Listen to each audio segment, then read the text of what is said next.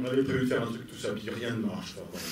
Donc, du coup, je fais quand même la petite annonce, sinon je vais oublier tout à l'heure. Il y a plusieurs choses à annoncer. D'abord, nous allons passer un film précédent, formidable, de Nicole Garcia, bientôt, le 27 octobre, avec une conférence philosophique dans le cadre des écrans philo avec la Maison Populaire et le Collège international de philosophie. Donc notez bien cette date sur vos tablettes, 27 octobre, l'adversaire. Merci beaucoup, Nicole, d'être là. Ça nous fait très plaisir, mais vraiment très, très, très plaisir.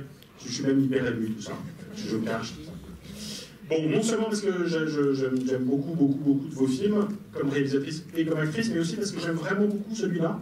Et donc, dès Cannes, on s'est dit ce serait formidable de pouvoir accueillir Nicole Garcia pour Mal de Piel. On va en parler quelques minutes. Première question un peu banale, mais après on ira vers des choses un peu plus fines dans l'organisation générale du film. Qu'est-ce qui vous a donné envie d'adapter ce roman-là, puisque c'est de nouveau une adaptation littéraire? Oui, ça, comme l'adversaire, effectivement. J'ai lu le livre, comme beaucoup de gens l'ont lu, et quelque chose m'a capté dans le livre, et je ne savais pas très bien quoi, mais j'ai demandé tout de suite à mon producteur à Natal de se renseigner sur les droits. Et je crois que ce qui m'a... Après, l'adaptation a été complexe, c'est une adaptation très libre du film qu'on a fait. Et je crois que c'est effectivement cette chose principale qu'elle nomme comme ça et qu'elle cherche, c'est cette quête. Et en fait, cette folie qui est la sienne, tellement réprimée dans les années 50, et quelque chose sa vérité à elle, je crois que c'est cet absolu-là qui m'a troublée et qui m'a... Voilà, j'ai envie de raconter les 17 ans de la vie de cette fille, cette femme. C'est ça, d'abord. Et après, j'ai découvert d'autres choses, et même l'adaptation m'a fait mettre des choses bien plus personnelles dans le film. Ça, on peut en parler maintenant. Qu'est-ce qui n'était pas du tout dans le livre et qui, du coup, vient de choses extrêmement personnelles? Par exemple, l'espagnol, enfin, le mari. Ouais. D'ailleurs, Mélina Agus, quand elle a vu l'adaptation, ses éditrices avaient très peur, parce qu'à l'époque, l'adaptation libre la choque, et donc Mélina Agus, l'auteur du livre, et elle a dit, ah non, c'est formidable, elle aimait beaucoup le film, elle a dit, elle a fait sortir le mari, qui était très en creux, qui n'avait pas cette place-là, puisque dans le livre, elle meurt dans sa folie. Et c'est sa petite fille qui découvre, alors que là, nous, on l'a fait prendre conscience de cette hallucination, de cet imaginaire voilà, qui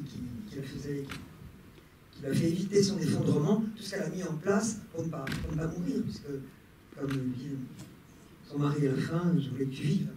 Donc elle vient penser que l'arrivée d'une vérité au moment où elle ne peut pas l'entendre ferait comme une sorte de compensation, comme on dit, au terme symétrique. J'aime encore plus le film maintenant qu'il y a eu cette réponse. Non, vraiment. Encore plus le film. Oui, j'aime encore plus le film. Parce que pour moi, la chose la plus stupéfiante du film, c'est le rôle du mari. Parce que dans n'importe quel autre film pas fait par vous, il aurait été hyper chargé, quoi. Ce personnage avait de grandes chances de ne pas exister, parce que ce qui compte, c'est quand même l'élan qu'elle représente. Oui. Et du coup, de réussir à faire exister ce personnage, de lui donner une consistance, et qu'à la toute fin du film, quand on lui dit qu'il n'est pas si mal que ça, ou quand la réconciliation s'opère sur la découverte de la maison natale, de faire tenir ce personnage jusqu'au bout et que du coup il y a une émotion née de cette rencontre-là, on pourrait presque dire ça moi je trouve ça bouleversant. Oui. Et donc que du coup ça vienne de vous et pas du livre, me paraît une confirmation que là il y a un truc qui se joue, oui, et qui est vraiment de l'ordre de l'intention d'auteur, enfin de la personnalité de l'auteur en tout cas. Absolument, c'est un homme qui se révèle comme ça, très taiseux, très frustre, très loin de ce qu'elle recherche, du prince qu'elle recherche, de cet homme cultivé qu'elle recherche, de cet homme, oui, on va mélanger un peu son goût de la littérature et l'âme qu'elle cherche autour de ça, et cet homme taiseux et qui va se révéler une intelligence, qui a tout compris de cette histoire et d'elle, enfin, c'est une marque de l'amour, enfin, c'est extraordinaire. Enfin bon, on peut dire presque que c'est presque le plus romanesque de tous, c'est lui, quoi, presque peut-être le plus fou. Qui donne mesure en tout cas de l'amour. Oui, parce que c'est un amour par le renoncement en même temps, parce qu'il ne peut qu'attendre. Oui, puis supporter comme ça un amour dont il n'est pas l'objet, supporter, voilà, qu'elle pense que l'enfant n'est pas de lui, tout ça. Il supporte tout ça, et c'est presque une sorte d'inconditionnel. C'est parce que lui, le rêve, on ne sait pas qui, c'est parce que lui, encore une fois, le plus romanesque du film, c'est presque un amour d'un père, quoi. Une petite dernière, parce qu'on l'a évoqué là, effectivement, les arts ont beaucoup d'importance à l'intérieur du film, la littérature et la musique. Je veux bien qu'on dise deux mots sur le parcours de l'un et l'autre dans le film. Alors, la musique d'abord, parce que effectivement c'est ce qui fait le lien entre les personnages, Oui. ce qui fait le lien avec le fils aussi. Oui. Est-ce que vous pouvez nous expliquer d'abord si ça vient du livre ou pas du tout ça, et puis comment vous l'avez inscrit pour que ça résonne de cette façon? Comment résonne le... Oui, ce piano qu'elle joue comme ça mal elle-même, et puis cette rencontre avec avec André Sauvage qui joue au piano, et après cette conduction, ce fil, effectivement cette manière qu'elle a que même cet enfant va être, comme elle le dit, doué dans ce piano, et comment la musique, cette barcarolle de juin, de Tchaïkovski, qui court comme ça pendant tout le film, et qui fait... qui la réveille, un peu comme elle, c'était un personnage qui est très rebelle, mais en même temps elle s'était un peu contrainte dans sa vie conjugale, et c'est cette apparition de la musique qui... mais vous voulez dire quoi par les arts Je pense à la littérature. Ah oui, aussi, la littérature, oui. Un élément de lien avec l'homme fantasmé. Absolument, et puis ça c'est aussi le thème. C'est autour de sa folie, quoi. Elle croit que parce que l'instituteur lui donne les hauts du hurlevent, qu'elle a peut-être le plus beau roman d'amour qui existe, mais elle pense que c'est un message qui lui est envoyé. Et elle l'aborde. On pense tout ça par ailleurs. Non, je veux dire, on pense tout ça par ailleurs. Vous m'offrez le hurlevent, je me dis l'amour. Eh oui. Enfin, une digression. C'est vrai, mais ce qui est dans le livre de Menela Agus, on a transformé en fait la littérature en cinéma. Parce que elle écrit toujours, elle écrit un journal pendant tout le temps de sa cure, et un jour elle envoie ce journal à cet homme qui n'est pas mort. Enfin, c'est tout à fait différent. Mais nous, moi j'avais pas envie de voir quelqu'un qui écrivait tout le temps son histoire, mais enfin, on a transformé ça en cinéma. On voit l'histoire qu'elle a rêvée. Enfin, on voit l'histoire et on croit, n'est-ce pas, à cette histoire quand on la voit pour la première fois. C'est ça. En fait, on ne va pas dire à vos amis que l'histoire n'existe pas. Non, mais c'est vrai, parce que c'est ce twist qui... Comme Hitchcock au début du film. On revoit l'histoire différemment à partir du moment où on a... Non? C'est une approbation massive. Avant de leur donner la parole, parce que là, il coupe. C'est vrai que c'est comme un... Voilà, il faut pas... C'est un secret qu'il faut garder. Mais je sais qu'il faut faire très attention avec la presse, parce que François Ozon m'a dit qu'il a, dans son film, il y a un secret aussi, pas de ce type-là. Du tout. Beaucoup moins bien. Non, c'est le moment où... Non. Pas beaucoup moins bien. Non, c'est j'aime bien la presse. Mais il avait demandé dans le dossier de presse à ne pas révéler. Et les méchants journalistes ont dit quoi qu'on dise le metteur en scène dans son dossier de presse, il raconte dans les arts petits pour citer le journal, il raconte le film, elle est désespérée. Voilà. Moi je me dis, il faut parler du film sans dire effectivement qu'à un moment donné elle a rêvé cette histoire, parce que c'est ça qui est le secret du film. J'en pose une petite dernière et après il va y avoir une forêt de main. Comment? Je pose une toute dernière question et ensuite on va faire face à la forêt de main. Non, c'est sur la question de la pierre. De la pierre. Ah, okay. Oui, parce que donc, le titre du film c'est Mal de pierre, le livre, que on imagine que ce sont des calculs, enfin, quelque chose de cet ordre-là. Sauf que la pierre a quand même aussi à voir avec la maison, qui est celle qu'il construit pour elle, quand même une espèce de coquille vide qui est en train de se bâtir pour un amour fantôme, enfin quelque chose de cet ordre-là. Or, la maison va devenir quand même le lieu de la réconciliation, non pas dans l'acceptation d'une maison commune, mais dans la désignation de la maison d'origine du mari. Voilà. Bravo. Oui. Et ben voilà, c'était votre meilleure réponse. Non, parce que sur Mal de pierre, j'avais une autre interprétation. Ah, mais allez-y, je vous en prie, donc, je vais vous dire si on l'approuve. Non, elle m'a dit de la pierre, on se dit que c'est pour elle quand même un symptôme, parce qu'on voit bien quand même qu'elle, avant chaque contrainte majeure qu'on lui fait, que cette crise arrive, avec ce mot magnifique qu'à la mère, à un moment donné, avec elle, on se dit si c'est vrai ou faux. Elle va prouver à quel point, dans son film, à quel point, avec elle, on ne sait pas, à quel point le vrai du faux, quelque chose qu'elle démêle. Pas mal, c'est bien aussi. Comme elle veut. Non, j'ai pas fini. Et donc elle m'a dit de la pierre comme symptôme, comme quelque chose qui sont effectivement ces pierres. Il va falloir que ces pierres se dissolvent en elle pour pouvoir accueillir un enfant et pouvoir accueillir l'amour. Et c'est ça qu'elle va trouver dans la cure. Mais elle m'a dit de la pierre comme si, à force d'être contrainte, elle ne peut plus rien faire. Et souvent, comme dans la vie, on s'appelle la somatisation, c'est son corps qui parle, quoi. Alors c'est peut-être que des urologues me diraient, bon, la pierre, c'est vraiment une maladie. Oui, c'est vraiment une maladie, mais elle se déclenche comme ça en elle, et c'est cette maladie à laquelle elle doit ce départ en cure, et c'est là qu'elle va rencontrer, dans un endroit où elle ne veut pas aller, elle va rencontrer le Ben, on valide aussi. Allez, à vous. Qui veut poser la première question? Il y a un micro pour vous. Ah ben voilà, allez-y. Bonsoir. J'ai adoré le film, j'avais adoré le livre, et je dois dire que l'âpreté de la Sardaigne m'a manqué. Pourquoi l'avez-vous transposé en France? Parce que je n'étais pas prête à tourner en italien, avec des acteurs italiens. Et effectivement, j'ai essayé de compenser, disons, l'insularité de la Sardaigne par beaucoup la présence de la mer et de l'eau. Tout le temps, les rivières, la mer, les douches qu'elle prend. Enfin, il y a beaucoup d'eau. Enfin, peut-être c'était comme ça, une compensation comme ça. Mais l'âpreté, elle existe au début, elle existe dans le domaine familial, elle existe dans tout ce qui arrive, même dans une âpreté sur son corps, qui est quelque chose qui reste âpre. Ça aurait été dans le livre de Nina Agus, où ça se passe à Cagliari, et puis après, c'est Milan pour Lyon, c'est...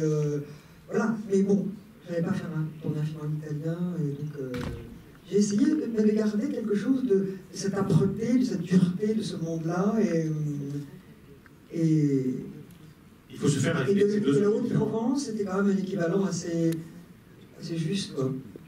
Toute cette géographie, en fait, c'était un peu du film, c'est toujours à travers elle qu'on le voit, c'est elle la géographie du film, de la Haute-Provence, la mer, les Alpes, c'est pas le décor, c'est elle qui... Et puis encore une fois, c'est pour pas faire film italien. Merci. Une autre question. On va faire un autre tir. Oui. Ce sera doublé en italien. Oui. Allez, quelqu'un qui aurait été d'accord, c'est un doublé en italien.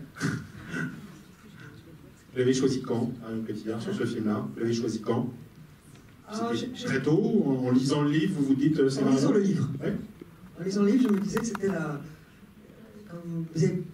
Je m'y suis répondre à la question qui d'autre, et pourtant parfois je commençais à... n'en finissait pas de ne pas me répondre, donc c'était un peu compliqué, mais je pense qu'elle elle aussi, quand elle a lu le scénario, elle avait eu très envie de l'incarner, mais je trouve qu'elle a quelque chose en elle, et dans ce film en particulier, à la fois elle conjugue des choses souvent contradictoires, d'animal, de sauvage, et une mystique, en même temps qui est, voilà, qui l'anime. L'amour, quand même, elle parle directement à Dieu sans intermédiaire, elle lui demande des choses, et elle croit à l'amour comme quelque chose de sacré, mais en même temps, elle est très sexuée. Donc et Marion, elle peut avoir, elle peut avoir très vite la mystique dans le film, mais c'est quelque chose d'idéalisme comme ça, un peu christique, qu'elle peut avoir, qu'on a vu dans d'autres films. Mais là, elle le partage avec quelque chose de beaucoup plus sensuel, sexué, et c'était vraiment ça pour moi, le personnage, quelque chose, voilà, entre le sacré et entre... Et peut-être que c'est pareil, d'ailleurs, comme disait un ami, entre le sexuel et le sacré, en fait, on parle de la même chose. Ça, je vous laisse réfléchir à ça. Vous aurez 2 heures à l'issue de la projection pour la rédaction. Une autre question. Vous avez le micro? Oui, allez-y. Ah, pardon. Déjà, merci pour cette... Vous parlez un peu plus fort. Déjà, merci pour cette belle histoire d'amour qui est effectivement grande. Et moi, c'était pour revenir un peu sur ce que vous disiez au début de cette histoire, comme si on doutait qu'elle existe ou pas. Moi, quand il est revenu, moi j'ai douté quel fantasme, même son histoire d'amour physique, elle pouvait la douter. Et c'est à la photo que là, j'ai trouvé que c'était incontournable. Et du coup... La photo seulement? Oui. Non, enfin, non, pas à la photo seulement, mais à la photo, j'étais sûre que c'était vrai. Faux. Mais j'étais sûre que c'était vrai. Donc, voilà, cette photo, elle appartient elle existe dans le livre? Non. Non, dans le livre, elle disparaît, elle meurt dans un total... en racontant à sa petite fille cette histoire, comme si elle avait vécu vraiment, et elle meurt très âgée avec cette histoire, l'histoire de sa folie, comme... Oui, ce que je veux dire, c'est que tout ce qui est avant peut être fantasmé. Et en fait, là, on a l'impression de rentrer dans le réel, on n'en doute plus, quoi. Oui, mais déjà, quand elle rencontre l'ordonnance vietnamien, il vous dit quand même qu'il n'est jamais revenu.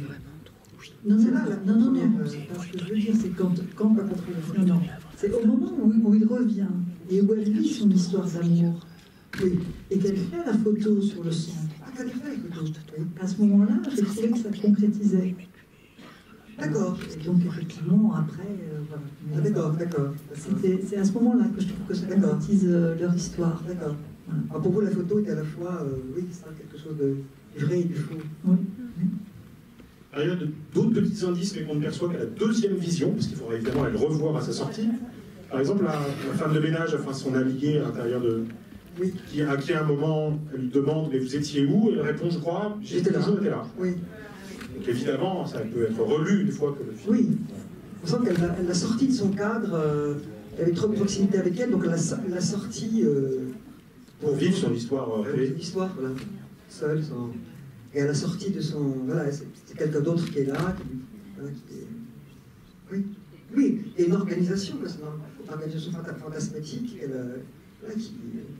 c'est des indices qu'on donne, effectivement. Une autre question. Gabrielle. Oui. Quand elle arrive à la cure, elle voit le médecin, elle lui dit, mais si j'ai envie de ne pas guérir, ou plutôt si je n'ai pas envie de guérir. C'est-à-dire qu'elle n'a pas envie de guérir, parce qu'elle a envie de continuer j'interprète, hein, je ne peux faire que ça. Elle a envie de continuer à rêver sa vie. Alors, à ce moment-là, elle ne rêve pas sa vie à ce moment-là. Hein.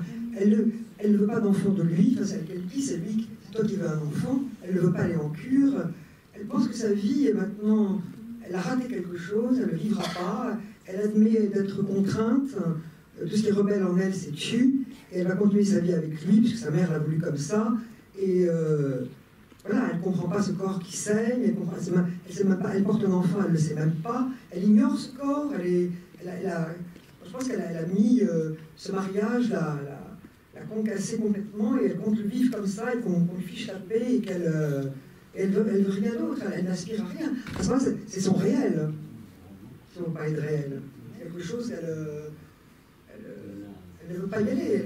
C'est à partir du moment où elle va rencontrer André Sauvage, que renaît en elle cette possibilité qu'elle pensait complètement naufragée, oubliée, de rencontrer ce qu'elle attend depuis son église de Haute-Provence, depuis toujours.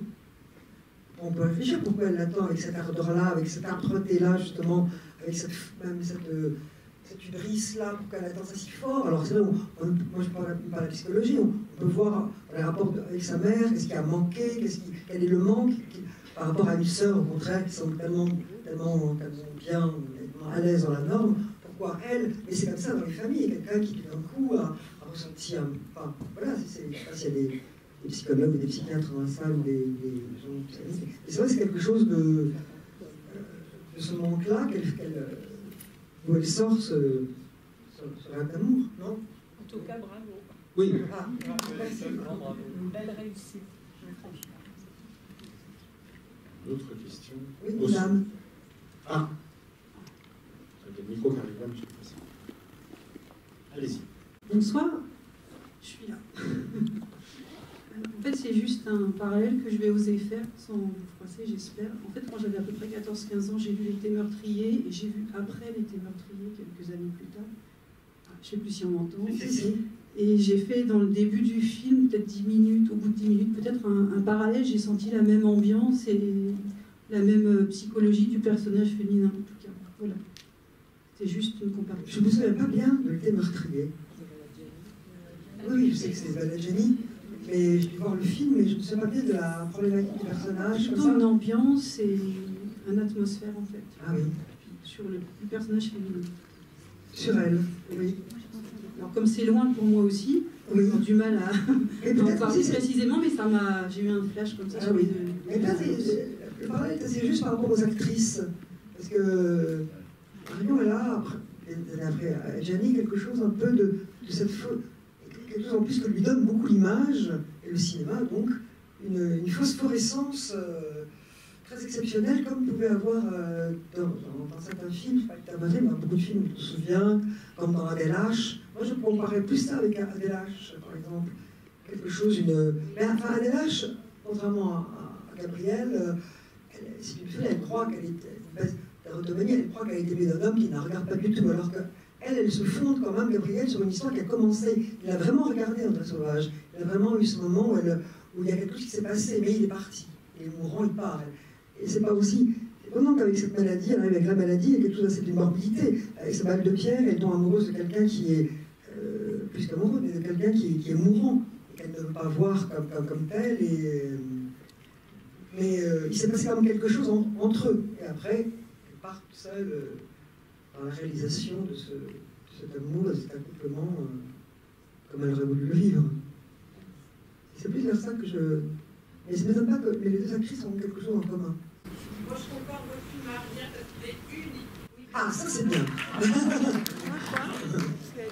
Mais on peut comparer sans hiérarchie. Merci beaucoup. Moi j'ai une question toute bête. Le nom sur la boîte à lettres qui est resté tant d'années. D'accord, là, toi. Le nom dans le hall d'entrée quand elle revient après. On suppose 15 ou 17 ans. 15 ans après, on suppose. Oui. Il y a le nom dans le hall, Ah. il est mort depuis X années. Ah non, mais c'est le père.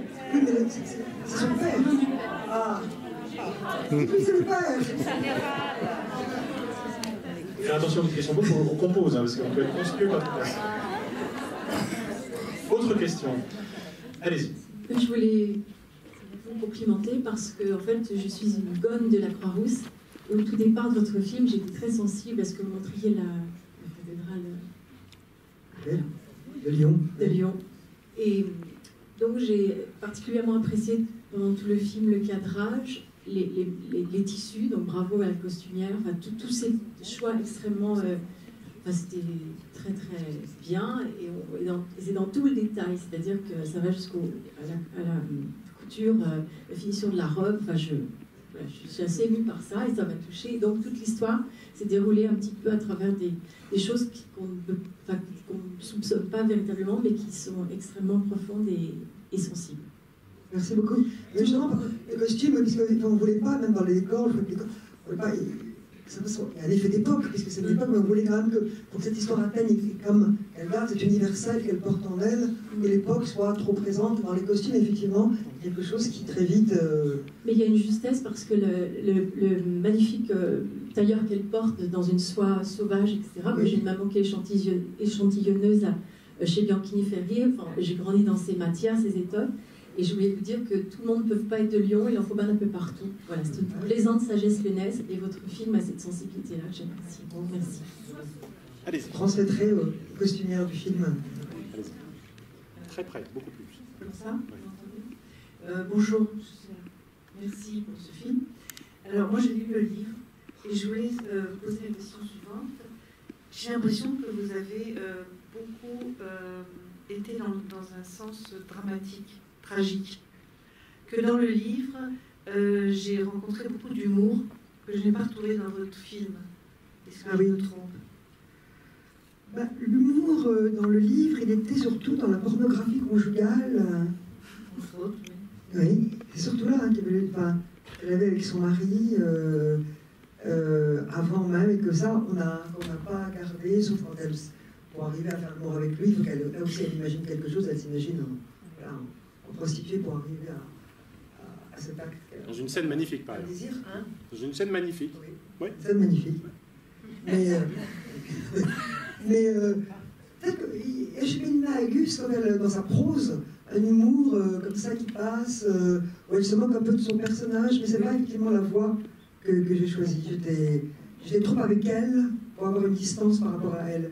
L'humour, on m'aurait fait prendre, alors qu'on s'est attaché avec le scénariste Jacques Fesky à être pas à pas avec elle, à voir ce qui était probable qu'elle fasse, les choses qu'elle fasse qui était le plus juste possible, même les embarder, qu'elle soit juste. Donc l'humour était une sorte de distance par rapport à elle, et ça ne m'aurait pas paru dans... Voilà. J'avais pas mettre d'humour dans mes films.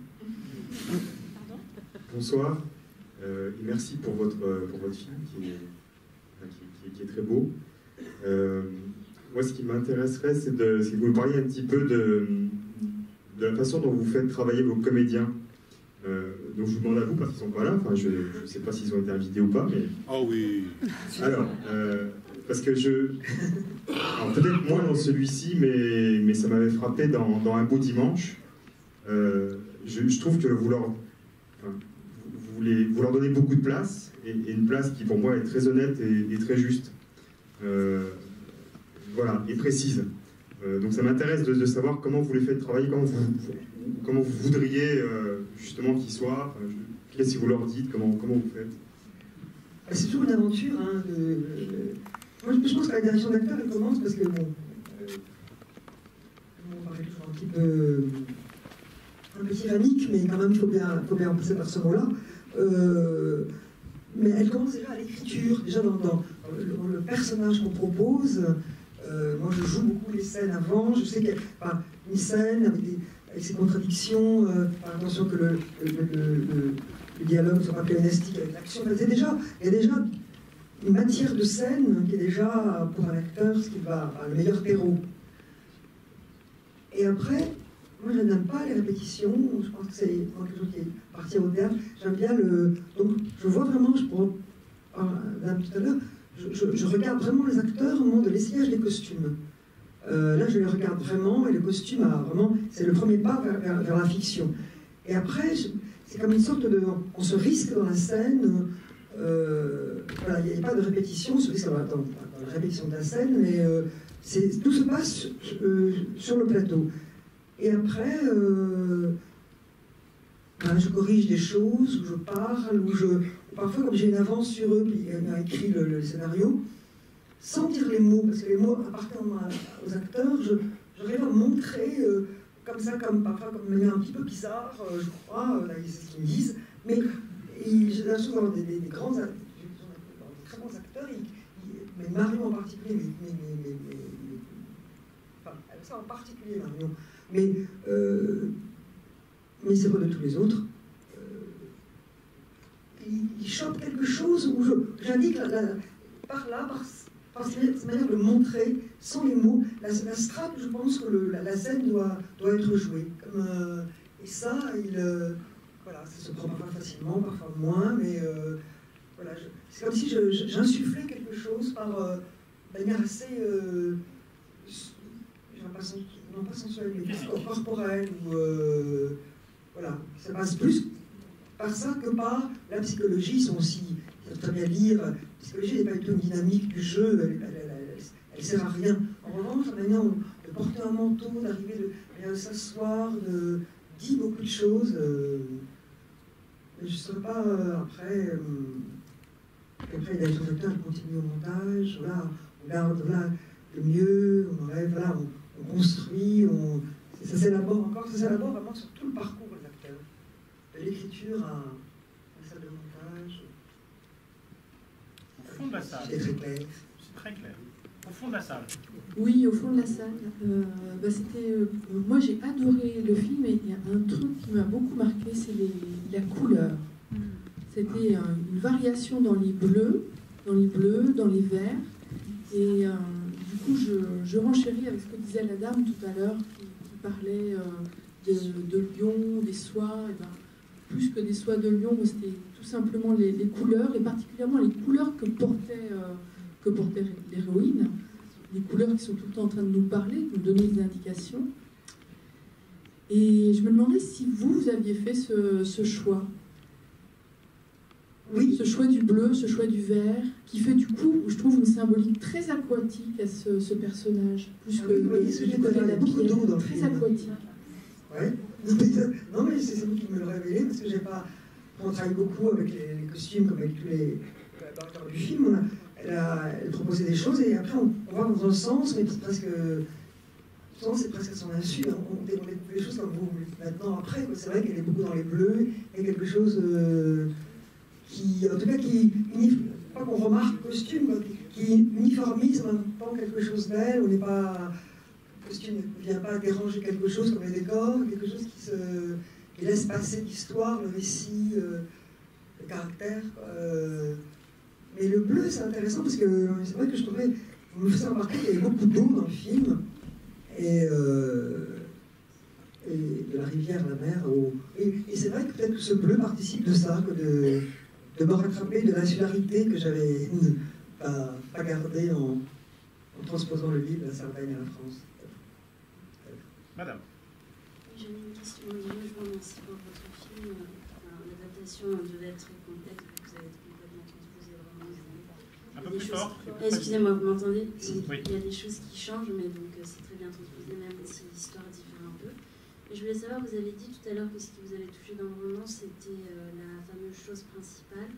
Donc là, on ne retrouve pas forcément dans le film la relation, enfin la petite fille qui découvre qui était vraiment sa grand-mère. Donc l'autre phrase qui revient souvent, c'est-à-dire qu'on ne sait pas vraiment qui sont les gens qui nous entourent. En fait, on ne connaît pas vraiment les gens de notre famille. Et je voulais savoir si c'était les gens qui nous entourent, vous savez, parce que du coup, elle apprend à connaître sa grand-mère via les lettres qu'elle retrouve en fait. Et dans le livre. Voilà, dans le livre. Oui. Et donc, je voulais savoir si cette dimension vous intéressait, personnellement, si elle vous avait intéressé aussi, même si on ne la retrouvait pas forcément dans le film. Non, mais c'était compliqué cette adaptation, et donc longtemps j'ai gardé cette histoire telle qu'elle était avec cette femme et cette petite fille. Et puis après on s'est rendu compte avec le scénariste du film que c'est un personnage tellement particulier qu'il fallait que tout soit autour d'elle, que si on mêlait un autre personnage féminin qu'il fallait quand même raconter, une petite fille qui raconte cette histoire, que ça devenait une sorte de chose beaucoup plus à une saga. Et puis surtout, et ça l'idée n'est pas de moi mais de mon co-scénariste, il trouvait, c'est lui qui a eu l'idée qu'il fallait que, et c'est quand même ça que je trouve qui est vraiment formidable dans le film, dans le du film, c'est que ce soit elle qui prenne conscience à un moment donné que voilà, on la sorte de cette folie où elle est, qu'elle sorte et que ce ne soit pas comme dans le film, quelqu'un qui meurt avec cette idée qu'elle a un jour rencontré quelqu'un, et c'est comme ça que le mari peut avoir une place. Sinon, dans le Minilingus, Marie reste un mari qui a dû supporter une femme qui racontait des histoires, qui l'a supporté comme ça, et c'était pas du tout, il n'y avait pas du tout cette... Voilà, alors que là, il y a quand même... je faisais aussi dire, parce que vous savez, c'est quand même une femme, il y a beaucoup de guerre dans le film. Enfin, c'est deux personnages, un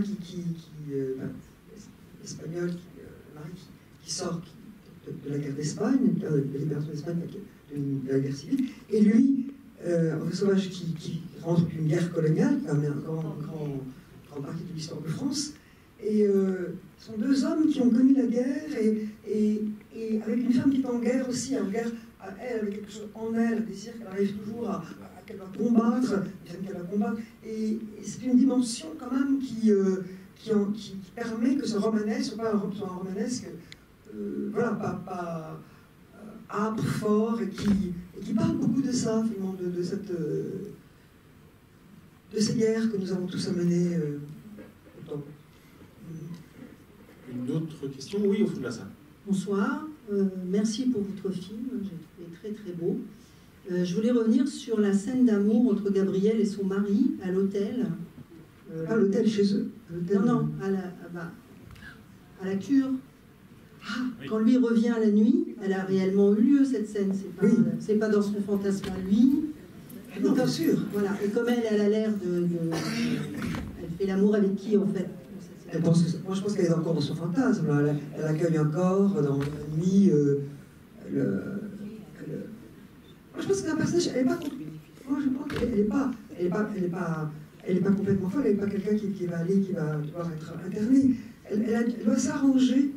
Je la vois comme ça. Quelqu'un qui s'arrange entre ce qu'elle veut croire et ce qu'elle... Enfin, à ce moment-là, quand elle est quand même dans le rêve, beaucoup de sauvages, cet homme qui arrive la nuit pour la prendre, elle... je sais pas, il y a quelque chose qui doit être d'un abandon sans grande conscience. D'accord. Non? Non, parce que j'ai pensé que c'est son mari qui revient, elle a quelque chose de... Elle est encore trop prise, trop dans le rêve du fantasme pour... mais quand il lui raconte après, c'est vrai, elle dit que c'est là, et c'est vrai qu'on fait raccord avec c'est là que cet enfant a dû être conçu, puisque bon, c'est comme ça que sa mémoire, peu à peu hésitante et tremblante, se refait sur cette image quand même le flashback du mari devient sa propre mémoire. Mmh. D'accord, merci. Qu'est-ce qui vous dérangeait? Non, ça ne me dérangeait pas, j'avais besoin que vous me confirmiez mon impression, c'est tout. Vous pensiez aussi que c'était ça? Oui, oui. C'est gagné. Vas-y, je crains que ce soit la dernière, mais vas-y. Alors, je vais essayer de faire rapide. Je voulais dire que oui, j'ai adoré votre film, que j'ai trouvé, c'était un film qui était très plein, y compris avec la bande-son, avec la musique, que j'ai énormément aimé, la façon dont elle accompagnait effectivement les tissus, les couleurs, alors que, d'une certaine manière, c'est quand même un film qui parle de perte, de séparation, de manque, d'absence. Hein, c'est quand même, je crois, extrêmement important. Oui. Et je voulais juste dire que j'ai adoré la fin, je l'ai trouvée très bouleversante et j'ai trouvé très très belle, si j'ai bien compris, c'est votre idée, enfin, votre transposition à vous, parce que finalement, chacun retrouve sa maison. Elle retrouve sa propre maison grâce à cette tendresse infinie qui circule dans le film, que j'ai trouvé vraiment, enfin, qui m'a beaucoup touchée. Et lui retrouve sa maison, son passé, quand elle l'accompagne au bout. Et ça, j'ai trouvé ça absolument magnifique. Merci. Ça s'appelle une espèce de conclusion, mais vous avez quand même le mot de la fin. Oui, allez-y. Comment? Moi, je disais, ça s'appelle une conclusion, mais c'est à vous le mot de la fin. Non, allez-y. Oh, non, je ne peux pas faire ça. Allez-y. Non, parce qu'on a beaucoup hésité sur cette fin, elle était compliquée. La production n'était pas trop d'accord pour que je la tourne. Ils croyaient qu'il fallait finir à pourquoi tu m'as rien dit, je voulais que tu vives. Voilà. Mais moi, je trouve que ça faisait trop finir sur une sorte de dialogue. Et puis je trouve qu'on avait besoin, à ce moment-là, qu'elle lui donne quelque chose, qu'elle fasse quelque chose vers lui et qu'elle le ramène de l'exil, quoi. Comme vous dites. Hein? Elle aussi, voilà. Justement, pour répondre à ce fil, beaucoup, effectivement, sur les séparations, sur tout ça, et que, voilà, elle est capable de ça. Fini. Non, mais il reste une question, là on la prend, mais c'est vraiment la dernière. On n'a pas eu le générique de fin. Attendez, non, vous commencez pas à parler, on vous entend par contre. Allez. Nous n'avons pas eu le générique de fin. Ah ouais, vous la voyez maintenant. Est-ce que le village est vraiment un village espagnol? Espagnol, oui, si. On a aussi, hein. Quelques kilomètres de Séville. Voilà, c'est quand même mieux qu'un générique de fin, ça. Nicole Garcia.